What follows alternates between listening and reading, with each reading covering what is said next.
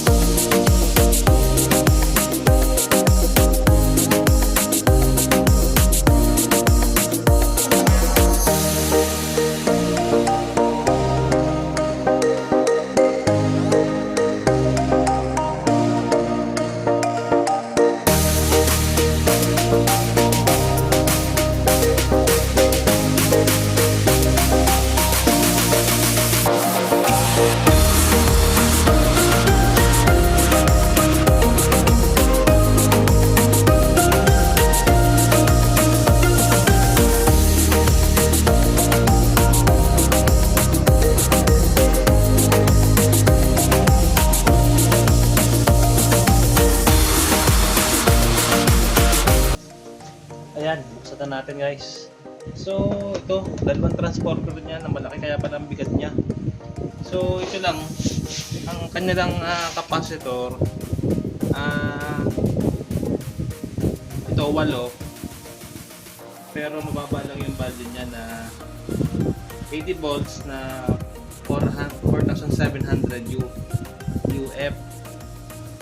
So pero wala naman siya.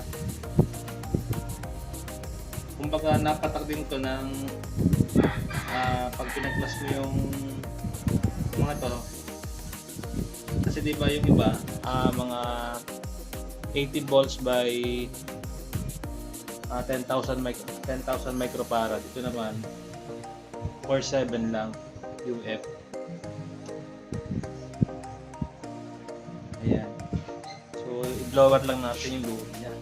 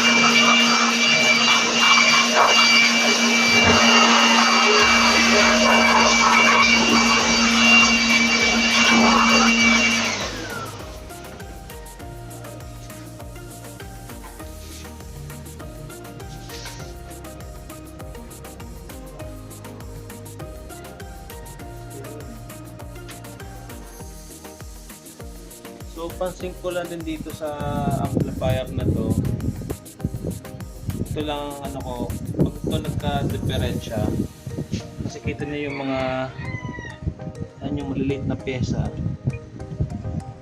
ito yung mahirap preparin dito. Kaya wag na wag nyong magkakamali kayo ng mga kumbaga wag na wag sana magkakadikit yung negative positive galing sa speaker at siguradong pag sumabog dito ay hindi nyo magagamit ulit kaya mahihirapan na. Kasi yung ibang mga electrician wala silang mga pyesang ganyan. Ito pala yung pyesa ng Moonmax. Para siyang sa Marsmax na maliliit ang pyesa.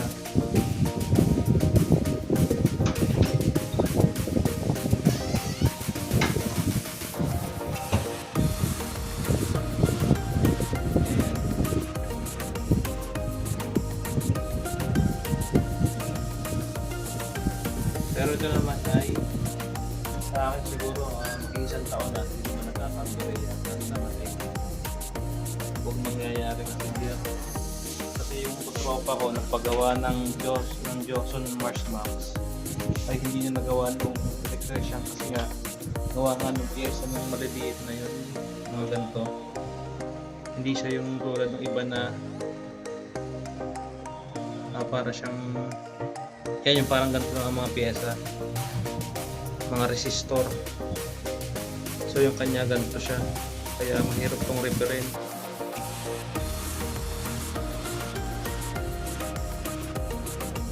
Ayan, nag-release na natin.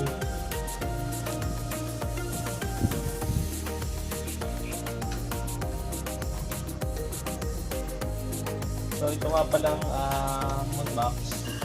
Bali, apat ang channel niya. Meron siyang channel 1, channel 2, channel 3, and 4. Kung gusto niyo pag-iwalin yung tunog ng speaker niyo, kung apat ang speaker niyo, pwede niyo dito nilagay ang subwoofer. Dito naman ang mid-high. Pwede niyo mag-turn down sa likod. Kung sa likod naman, dito niyo lalagay sa 1, 2 yung line ng speaker na subwoofer at 3 and 4 naman yung para sa mid-high. Tapos meron kagandahan mo dito. Itong channel 1 and 2 na ito. Pwede mo siyang i-on. Yan. Para ang lalabas lang sa kanya ay yung subwoofer lang ang lalabas sa kanya.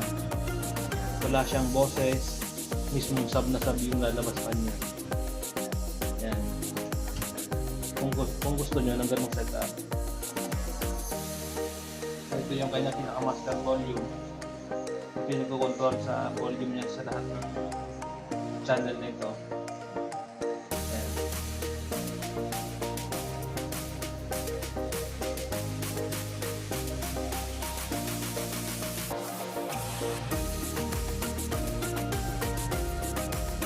Ayan, so ibabalik na natin kasi nabawa na natin yung loob.